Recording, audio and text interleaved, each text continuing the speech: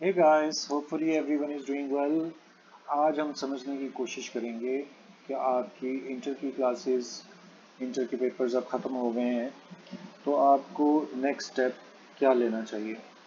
यही एक्चुअली आपके फ्यूचर को डिसाइड करने के दिन है, और यही वो दिन है जहाँ से एक ठीक फैसला आपकी सारी ज़िंदगी के लिए सबसे इम्पोर्टेंट डिसीजन बन जाएगा, और एक गलत फैसला सारी ज़िंदगी के लिए शर्मिंदगी बन जाएगी। अब बाज़ हम उन चीज़ों को अडॉप्ट कर लेते हैं जिनमें हमारा माइंड नहीं है, जिनमें हमारी कैपेसिटी नहीं है, जो हमारी फील्ड की चीज़ें नहीं हैं, और उनको अडॉप्ट करने के बाद पूरी ज़िंदगी हम स्लेवरी की लाइफ गुजारना शुरू कर देते हैं। ऐसा काम जिसमें दिल नहीं लग रहा, ऐसा काम जिससे हमें खुशी नहीं मिल रही, और हम उसको कॉन्टिन्यूसली करने पर मजबूर हो जाते हैं। So guys, it's very important to understand. आपका टाइम चाहिए और आपने अच्छी तरह इस बात को फॉलो अप करके रखना है। आप देख रहे होंगे यहाँ पर मैंने 3 अलग पार्ट्स बनाए हैं, और आपको भी इस डिसीजन को लेने से पहले अपने ब्रेन में, अपने दिमाग के अंदर 3 अलग पार्ट्स बताने हैं। ये जो सबसे पहला पार्ट है, एक्चुअली ये आपकी आंखों से ओझल है। ज़्यादातर लोग इस बारे में गाइडलाइन देना, ज़्यादातर लोग इस बारे में सीरियसनेस क्रिएट करना उनके लिए तकरीबन मुश्किल है। तो जो सबसे पहला काम आपने करना है इंटर के फ़ौरन बाद, चाहे आप if you are a boy, if you are a girl, so we are not going to create any gender discrimination. आपको आर्मी के, एयरफोर्स के और नेवी के टेस्ट को देना है। अच्छा, इसमें दो बातें हो सकता है कि आप में से कुछ लोग ये कि हमें इन चीज़ों में कोई इंटरेस्ट नहीं है, मगर आप फॉलो अप कर लीजिएगा कि अगर आप एज ए कमीशन्ड ऑफिसर इन तीनों में से किसी चीज़ को भी ज्वाइन करते हैं तो आपकी 6 डिजिट सैलरी स्टार्ट के अंदर होगी। सबसे पहले इस बात को आप फॉलो करें। और दूसरी बात, जो प्रेस्टीज है और जो आपकी रिप्यूट है और जो सोशल स्टेटस है, वो few with in very short time आपकी सोसाइटी में, आपकी फैमिली में एक पर्टिकुलर वे के अंदर डेवलप हो जाएगी। अच्छा, अब इस बारे में हम डिटेल से बात भी करेंगे, लेकिन अभी आपने ये समझना है कि अगर आप लाहौर से हैं, पंजाब से हैं, या किसी भी दूसरे शहर से हैं, तो आपके आर्मी के रिक्रूटमेंट सेंटर्स हैं हर जगह पर। आप कहेंगे नेवी तो कराची के अंदर है, लेकिन नेवी का रिक्रूटमेंट सेंटर लाहौर में भी है, कराची में भी है, कोयटा में भी है, पेशावर के अंदर भी है। सो एयरफोर्स आप कहेंगे कि मेनली वो तो सरगोदा में है और वो कराची में है, लेकिन रिक्रूटमेंट सेंटर लाहौर में भी हैं, कराची में भी, इस्लामाबाद में भी, पेशावर में भी, कोयटा के अंदर भी मौजूद हैं। आपने बात को इस तरीके से समझना है कि जाके इनका प्राइमरी लेवल का टेस्ट ज़रूर देना है इंटर के बाद। देखिए, आपका जो टाइम है ना, 2-3 महीने इंटर के बाद का यूनिवर्सिटी की क्लासेस के स्टार्ट का, ये ऐसे ही गुजर जाएगा फालतू में, मगर आपने एक प्रॉमिस करना है कि इनमें जाके टेस्ट ज़रूर आपने अप्लाई कर देना है। अब इस एप्लीकेशन के बाद देखिए, आप फॉलो अप कीजिएगा। ज़रूरी नहीं है कि आपका इन लोगों पे इंटरेस्ट है एज अ जॉब। जिन लोगों का इंटरेस्ट है उनके लिए तो कोई प्रॉब्लम ही नहीं है, वो खुशी से जाएंगे और जाकर टेस्ट दे देंगे। जिनका इंटरेस्ट नहीं है, आप बिलीव करें कि आपके फ्यूचर के लिए ये इतना इंपॉर्टेंट डिसीजन है कि लोग बैचलर करने के बाद, मतलब अगले 4 साल और यूनिवर्सिटी में लगाने के बाद, फिर एम करने के बाद भी they are unable to get the jobs. उन्हें नौकरी नहीं मिलती, और जो मिलती है वो 30-40 हज़ार रुपए की नौकरी मिलती है। मगर यहाँ मैं क्या बोला है आपसे, any of these 3 forces if you will join 6 digit salary you will be earning. तो पहला काम तो आपने ये करना है। अभी चूंकि हमारी डिटेल डिस्कशन जो है पर्टिकुलरली यहाँ के टेस्ट के बारे में नहीं है, वो बाद में हम ज़रूर बात करेंगे, लेकिन अभी आपने फ़िलहाल इस बात को फॉलो अप करना है कि मुझे आर्मी का टेस्ट और एयरफोर्स का टेस्ट और नेवी का टेस्ट इंटर के पेपर्स के बाद फ़ौरन देना है। चलिए, दूसरी चॉइस आपके पास ये है गवर्नमेंट जॉब्स का टेस्ट। अब यहाँ फिर आपके लिए एक परेशानी की बात, मैंने इसीलिए आपको बोला है कि जो बात आज हम डिस्कस करेंगे नॉर्मली ये सुनाई देती नहीं है, कम लोग इस बारे में बात करते हैं, और आपको बच्चा समझ के इग्नोर किया होता है। मैं आपसे ये रिक्वेस्ट करता हूँ कि अगर आपकी इंटर के बाद एज 17-18 ईयर्स भी है, तो पुलिस की जॉब्स आपके लिए वेट कर रही हैं, आपके लिए सरकारी जॉब्स वेट कर रही हैं। मे बी उनका स्केल 9, 10, 11 हो, लेकिन अगर आप पुलिस में या सरकारी जॉब्स में जाते हैं तो वहाँ पे भी जो सैलरी है वो कंपैटिबल ही नहीं है किसी भी प्राइवेट सेक्टर के अंदर। आप इंटर करके अगर किसी प्राइवेट सेक्टर में जॉब करते हैं तो आपको 20-25 हज़ार से ज़्यादा कोई पैसा नहीं देगा। लेकिन लेट्स से आप पुलिस फोर्स ज्वाइन करते हैं या कोई सरकारी जॉब जिसका एंट्री लेवल जो है या एंट्री लेवल रिक्वायरमेंट इंटर है, वहाँ की कोई भी जॉब आपको 50-60 हज़ार रुपये से कम की नहीं है, चाहे वो छोटी भी जॉब है। सपोज करें आप चाहे इसको जोक में लें, आप एज अ कांस्टेबल जो सबसे बेसिक पुलिस फोर्स की जॉब है वहां पर भी जाएंगे तो वो भी 6 डिजिट सैलरी, यानी कि बड़ी सैलरी है। छोटी सैलरी किसी भी सरकारी जॉब के अंदर नहीं है, फिर सिक्योर है। यहाँ एक और बात समझिएगा आप, इसका ये मतलब नहीं है कि आपने अपने फ्यूचर को यहाँ पर खत्म कर दिया। अगर आप इस वाले पोर्शन में ज्वाइन करते हैं फिर आपकी सारी जिंदगी के लिए जो नेक्स्ट स्टडीज हैं और जॉब है और सैलरी है वो सिक्योर होगी। इस जगह पर ये परमानेंट नहीं है, हालांकि गवर्नमेंट जॉब जो है वो परमानेंट है। मगर यहाँ रुक के आप मेरी बात समझने की कोशिश कीजिएगा। आपने किसी एक सरकारी जॉब में एंट्री कर ली और आपकी सैलरी स्टार्ट हो गई, और सरकारी जॉब्स के अंदर और प्राइवेट जॉब्स के अंदर एक ह्यूज डिफरेंस ये है कि यहाँ पर आपको ढेर सारा टाइम मिलेगा। आपकी नेक्स्ट स्टडीज भी कंटिन्यू हो सकती हैं, आपके नेक्स्ट लेवल के एग्जाम की प्रेपरेशन भी हो सकती है। सो आपने यहाँ रुकना नहीं है। सिर्फ फाइनेंशियली अपने आप को स्टेबल करने के लिए इनमें से किसी भी एक जॉब को सिलेक्ट लेट से अगर आप हो जाते हैं तो मैं आपसे प्रॉमिस कर रहा हूँ कि आपके पास ढेर सारा टाइम होगा सेकंड ऑप्शन अडॉप्ट करने के लिए, और ढेर सारा ऑप्शन होगा थर्ड ऑप्शन अडॉप्ट करने के लिए, जो कि अभी हम डिस्कस करेंगे। लेकिन जी पहला पोर्शन हमने कंप्लीट कर लिया। मैं बार बार आपसे ये कह रहा हूँ कि ये हम सिर्फ इंट्रोडक्टरी डिस्कशन कर रहे हैं। आपने क्या करना है, जब आपका इंटरेस्ट इन चीज़ों के अंदर हो तो आपके बहुत सारे क्वेश्चन होंगे। हमें जॉब्स का कैसे पता चलेगा, उसके टेस्ट की तैयारी कैसे होगी, उसका स्केल क्या है, उसकी सैलरी क्या है। इसी तरह से आर्मी से रिलेटेड बहुत सारे क्वेश्चन होंगे कि उसका टेस्ट किस तरह का होता है, फिजिकल टेस्ट होता है, उसकी हाइट होती है, और एक मेडिकल चेकअप होता है या रिटन टेस्ट होता है। इस तरह के बहुत सारे क्वेश्चन आपके माइंड में आएंगे, तो हम इस बारे में बाद में डिस्कस करेंगे। लेकिन हमारा पहला पर्पस ये है कि हमने एक पोर्शन अपने दिमाग में बिठा के रखना है, and that portion we have discussed entry level tests. Jobs के एंट्री लेवल के टेस्ट, इनको आपने देना। सो फर्ज करें कि आपके पेपर मई जून में खत्म होते हैं, तो जुलाई और अगस्त के 2 माह आपने 100% अपना माइंड प्रिपेयर करना है कि मैंने जाके इन दोनों में से किसी एक जगह के ऊपर टेस्ट देने। अच्छा, अब आप एक कमेंट कर दीजिएगा अगर आपको ये जानना है कि इनके टेस्ट की डेट कैसे पता चलती है, इंफॉर्मेशन कहाँ से आती है।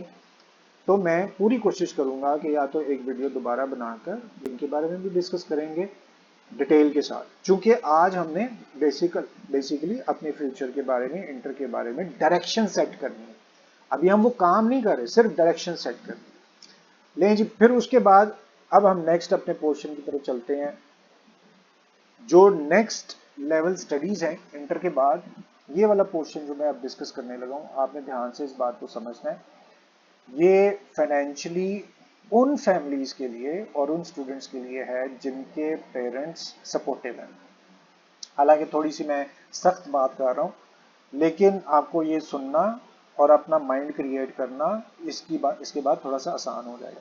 अगर आपके फादर आपको पैसे देने के लिए तैयार हैं, अगर पेरेंट्स आपको सपोर्ट करने के लिए तैयार हैं, तो फिर आपने सेकंड ऑप्शन ये भी साथ में रखनी है। देखिए, आपने पहले हिस्से के अंदर ये समझा कि मुझे जाके टेस्ट देने, अब टेस्ट देने के बाद तो आप वेट कर रहे हैं।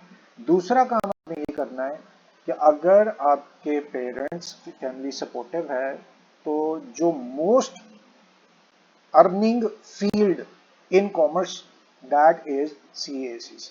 अच्छा, अब मैं बार बार ये क्यों कह रहा हूँ आपसे कि आपके पेरेंट्स सपोर्टिव होने चाहिए, उसकी रीज़न ये है, सिर्फ ACC की बात करें तो उसके 17 सब्जेक्ट्स हैं, 17 पेपर्स हैं, और एक पेपर 60 to 70,000 उसकी फीस है, सिर्फ एडमिशन फीस। ऐसा समझ लें कि आपने पेपर देने की परमिशन लेनी है तो आपको 60 से 70 हज़ार रुपया अरेंज करके फीस जमा करवानी है, रजिस्ट्रेशन और बाकी चीज़ें सारी शामिल करके, और सिर्फ एक पेपर देंगे आप अंडरस्टैंड कर रहे हैं, सिर्फ एक पेपर। यहाँ हम थोड़ा सा कैलकुलेट कर लेते हैं। अगर 17 पेपर हैं और हर पेपर के बदले में आपको 60 हज़ार रुपया एक एवरेज फीस है। अभी आपने कोई ट्यूशन नहीं पढ़ी, सिर्फ जहां पेपर देने जाना है, ये एग्जाम फीस है। दोबारा बोलूं मैंने क्या कहा है, एसीसी के अंदर 17 डिफरेंट सब्जेक्ट्स होते हैं और हर सब्जेक्ट का जो पेपर फी है, जो आपने इंस्टीट्यूट को प्रोवाइड करनी है, पढ़ने के लिए नहीं, सिर्फ पेपर देने के लिए, वो 60,000 है। तो अराउंड 1 मिलियन आपकी सिर्फ एंट्री लेवल यानी कि जो टेस्ट फीस है, सिर्फ 1 मिलियन आपके लिए, आपको उसके लिए चाहिए। इसी तरह से सीए के भी फीस है, वो 30 to 40,000 आपको पे करनी है और उसके भी सब्जेक्ट्स 17-18 है। अच्छा, यहाँ बस आप फॉलो कर लें, अगर तो आपके पेरेंट्स सपोर्टिव हैं तो आप इन चेन को यूज कर सकते हैं। सीए फॉर चार्टर्ड अकाउंटेंट, इसी तरह से ये भी अकाउंटेंसी की डिग्रीज हैं। सीए पाकिस्तानी डिग्री है। हल्का सा इंट्रोड्यूस करवाता हूँ, आज मेन पर्पस ये नहीं है कि इन चीज़ों के बारे में हम डीप डिस्कशन करें। सीए पाकिस्तानी डिग्री है, एसीसीए इंटरनेशनल डिग्री है और एसीएमए लोकल पाकिस्तानी डिग्री है। Associate of cost and management account इसका मतलब है, चार्टर्ड अकाउंटेंट इसका मतलब है। अब यहाँ पर मैं थोड़ी सी बात और इंट्रोड्यूस करने लगा हूँ आपके सामने। ये जो एसीसीए और एसीएमए इसके पेपर्स हैं और हर पेपर की फीस है। एसीएमए एक इंस्टीट्यूट है, आईसीएमए लाहौर के अंदर है और आप यहाँ पर एडमिशन लेकर सुबह में, आफ्टरनून में या इवनिंग में क्लासेस ले सकते हैं। मॉर्निंग में आप कोई और काम भी कर सकते हैं, मगर उसकी फीस है हर पेपर की अलग अलग। अब रहेगी बात सीए की। ये पाकिस्तानी चार्टर्ड अकाउंटेंसी स्टडीज हैं और इंस्टीट्यूट ऑफ चार्टर्ड अकाउंटेंट इसके पेपर लेता है।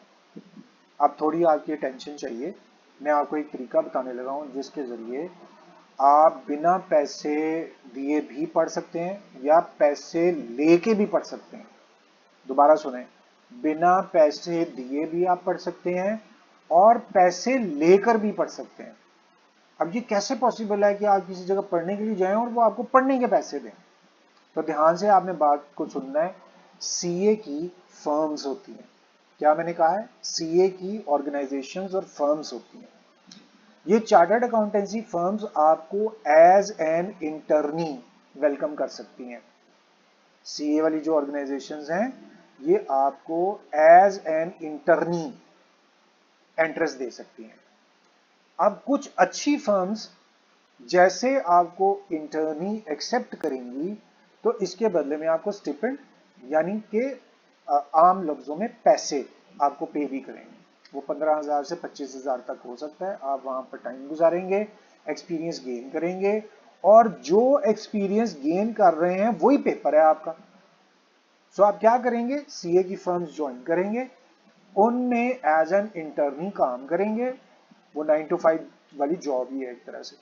लेकिन जैसे ही आप वहां पर एज एन इंटर्नी काम करेंगे आपको पैसे भी मिलेंगे और जिस चीज का पेपर है उसका नॉलेज भी आपको साथ साथ मिलता जाएगा। सो एग्जैक्टली आप क्या करेंगे, जैसे आपके पास पैसे इकट्ठे होंगे, एक या दो पेपर आप सिलेक्ट करेंगे, उनके जाके पेपर दे आएंगे। हम डिटेल से इसके बारे में बाद में भी डिस्कशन करेंगे। ले जी, आपका सेकेंड पोर्शन हमने कंप्लीट कर लिया। पहले पोर्शन में आप सरकारी और फौजी एंट्री टेस्ट देकर कोशिश करेंगे कि यहाँ पर आपकी सिलेक्शन हो जाए। दूसरा काम, अगर आपके पेरेंट्स सपोर्टिव हैं तो एसीसीए और एसीएमए कर सकते हैं और अगर आप एज एन इंटर्नी को चार्टर्ड अकाउंटेंसी की फर्म ज्वाइन करते हैं तो they will help you out and you will receive stipend, you will receive salary, you will receive amount from chartered accountancy firms. With the help of this financial assistance, you will give almost each and every paper related to CA. सारे paper आप CA के दे पाएंगे। ले जी, इस तरह से हमारे दो क्वेश्चन कंप्लीट होगा। अच्छा, अब रेगुलर स्टडीज की हम बात करेंगे, चूंकि आपका इंटरमीडिएट कॉमर्स से रिलेटेड है, आईकॉम से रिलेटेड है, तो मैं आपको सबसे पहले वो डिग्रीज जिनमें आप एडमिशन ले सकते हैं, और जो डिग्रीज मैं आपसे डिस्कस करने जा रहा हूं ये सारी की सारी डिग्रीज इक्वली इंपॉर्टेंट है, मगर उनको समझने के लिए आपको पहले मुझे 1-2 मिनट देने पड़ेंगे। कोई भी डिग्री बुरी नहीं है और कोई भी डिग्री अच्छी नहीं है, समझे मेरी बात? आपके लिए कोई भी डिग्री बुरी भी नहीं है और कोई डिग्री भी अच्छी नहीं है। अगर आप डिग्री के अंदर मैल फंक्शनिंग करते हैं, प्रॉपर आपकी अटेंडेंस नहीं है, आपके पास, गौर से सुनिएगा, आपके पास वो स्किल ही डेवलप नहीं हुई, जो उस डिग्री की एक्चुअल बैकबोन थी। सो इसका मतलब है ये डिग्री आपके लिए बेकार है, चाहे वो दुनिया की सबसे अच्छी डिग्री क्यों ना हो। अच्छा, अब एक और डिग्री है, वहां पर आपने पूरी अटेंशन दी है, आपने स्किल डेवलप कर ली है, और लोग कहते थे कि ये तुमने क्या डिग्री रख ली है, ये तो अच्छी डिग्री नहीं है। लेकिन आपने उस डिग्री के साथ ऑनेस्टी, एक्टिविटी और सोलफुल रहकर डीप कनेक्शन क्रिएट करके आपने स्किल डेवलप कर लिया है, तो आप बिलीव करें कि वो लोगों की नज़र में बेकार डिग्री है, आपको पैसे दिलवा देगी। सो आपने सबसे पहले इन डिग्रीज के नाम सुनने से पहले ये समझना है, ये सारी डिग्रीज ना इनमें से कोई बुरी है, ना छोटी है, ना बड़ी है। कोई आपको ये बताए ना कि ये वाली डिग्री ज्यादा अच्छी है और ये वाली डिग्री कम अच्छी है, तो आपने उनकी बातों पर ध्यान नहीं देना। ये सारी डिग्रीज ही अच्छी हैं, लेकिन एक कंडीशन है, if you are working very hard, if you are giving each and every aspect, if you are giving complete attention to each and every aspect of particular degree, if you are giving proper time, if you are trying to upgrade your skill, अगर skill आपके पास आ रही है तो इनमें से कोई सी भी degree आप कर लेंगे, आपके काम आएगी। इन डिग्रीज के नाम अब आप देखते जाइए, ये सारी कॉमर्स से रिलेटेड डिग्रीज हैं। समझ में आ गई ये बात? ये सारी डिग्रीज कॉमर्स से रिलेटेड है। मैं हल्का हल्का आपको इंट्रोड्यूस करवा देता हूँ। अकाउंटिंग एंड फाइनेंस का मतलब है कि ये प्योर अकाउंटिंग की फील्ड है, ये मैनेजमेंट की जॉब नहीं है, ये प्योर अकाउंटिंग से रिलेटेड है।